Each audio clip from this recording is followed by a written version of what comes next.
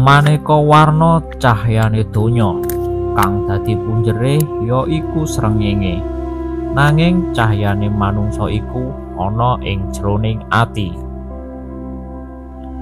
Di suatu tempat yang jauh dari keramaian, pada suatu masa, bermula dari Ki Ageng Butuh yang menjadi Adipati Pengging II, menggantikan ayahanda Ki Ageng Handayoningrat, mendapat semacam perintah untuk menghadap ke Kerajaan Demak, karena Pengging termasuk bawahan Kesultanan Demak setelah runtuhnya Majapahit. Sunan Kudus mengutarakan maksud kedatangannya.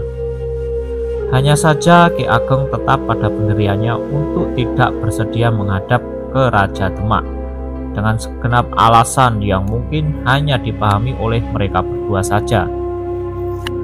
Maka dipilihlah kebijakan yang tidak menjadikan rakyat sebagai korban pertikaian. Ki Ageng harus meninggalkan Pengging, maka bersama sang istri berangkatlah Ki Ageng ke arah timur dan sampailah di suatu tempat.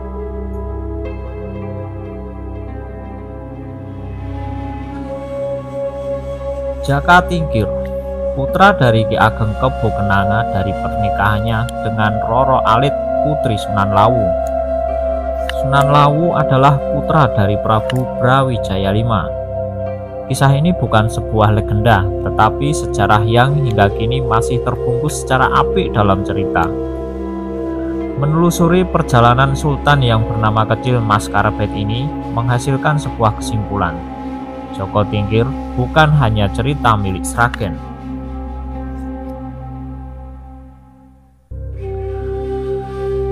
Melebihi pemahaman sempit yang melekat pada masyarakat kita, Jaka Tingkir adalah sejarah milik Jawa Tengah, Pulau Jawa lebih tepatnya.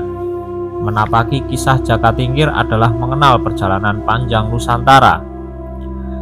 Jauh sebelum Belanda menginjakkan kaki di tanah air, Jaka Tingkir beserta segenap cerita yang mengiringinya memang telah lebih dulu berjaya. Raden Patah rela berlari dari Majapahit menuju ke barat untuk mendirikan Demak. Kita menandainya sebagai Demak I, yaitu periode tahun 1485 sampai dengan 1519. Berlanjut pada Pati Unus yang memegang Demak II tahun 1519 sampai 1521, hingga Demak III pada masa tahun 1521 sampai 1550 yang berada dalam genggaman Sultan Trenggono. Sejarah dimulai kembali. Jaka Tingkir yang mulai menginjak dewasa diperintahkan supaya mengabdi. Perjalanan melalui Sungai Bengawan Solo menggunakan getek atau rakit bersama 3 sahabatnya telah mengantarkan Jaka Tingkir ke Demak.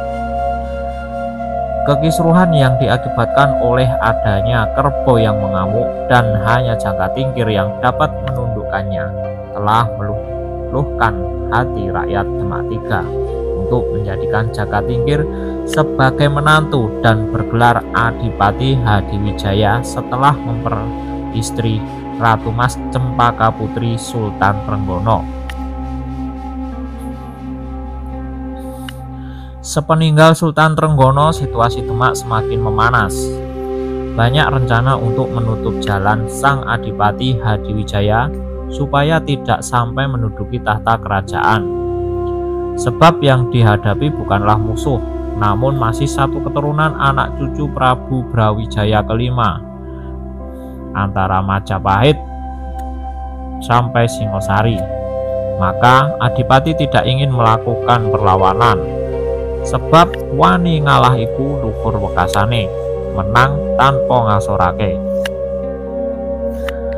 Adipati Hadiwijaya yang tidak menaruh kebencian kepada orang yang memusuhinya serta menyelesaikan masalah tanpa memperkeruh persoalan, membuat pihak kerajaan Demak mengangkatnya menjadi Raja Demak keempat dengan gelar Sultan Hadiwijaya. Hingga ibu kota Demak dipindahkan ke Pajang Kartasura demi sengaja menjaga keamanan rakyat, sehingga gelar menjadi Sultan Hadiwijaya Raja Pajang pertama. Selama 40 berlangsung, kerajaan pajak merangkul semua kalangan dengan tidak membeda-bedakan latar belakang keyakinan, suku, dan kasta, karena semua adalah pendukung terciptanya situasi kerajaan yang damai, aman, dan makmur.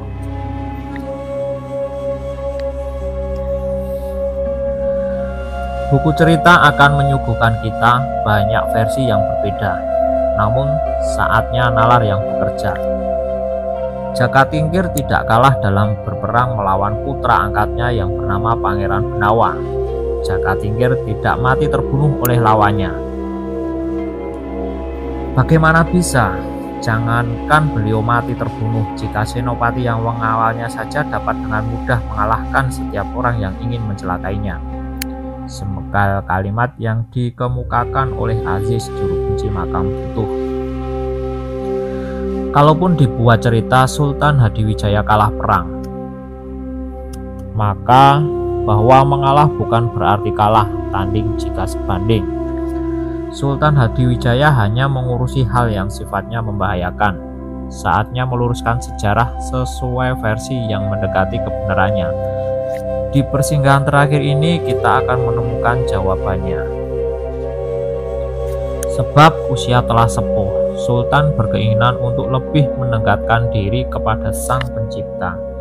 Beliau memilih menghabiskan masa tua dalam ketenangan desa mengikuti jejak orang tuanya. Maka dusun pinggir Sungai Bengalan Solo bernama Butuh dipilih sebagai rumah terakhir oleh garwa dari Raden Mas Cempaka. Beliau meninggal dan dimakamkan satu komplek dengan makam orang tuanya, Ki Ageng Butuh bersama istrinya. Salah satu peninggalan yang ada adalah Masjid Butuh. Masjid yang bertuliskan angka Arab 1852 yang menunjukkan bahwa keberadaan masjid itu diperkirakan jauh sebelum tahun yang tertera. Bila melihat masanya sezaman dengan kerajaan Demak, kemungkinan pada waktu itu masih belum ada pembangunan, hanya sebuah tempat beribadah semacam surau. Selanjutnya telah mengalami beberapa kali pemugaran, terutama pada masa Sinupun Pakubuwono ke-10. Terakhir kali pada tahun 2005 dan telah diresmikan sebagai Cagar Budaya Kabupaten Sragen sesuai SK Bupati tahun 2018.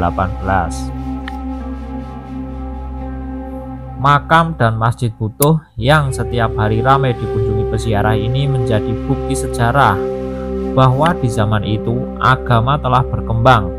Namun seiring berjalannya waktu, kesadaran masyarakat mulai luntur. Maka tugas kita adalah memajukan kembali, mengunjungi makam untuk mengingat dan mendoakan orang-orang yang menjadi pendiri bangsa.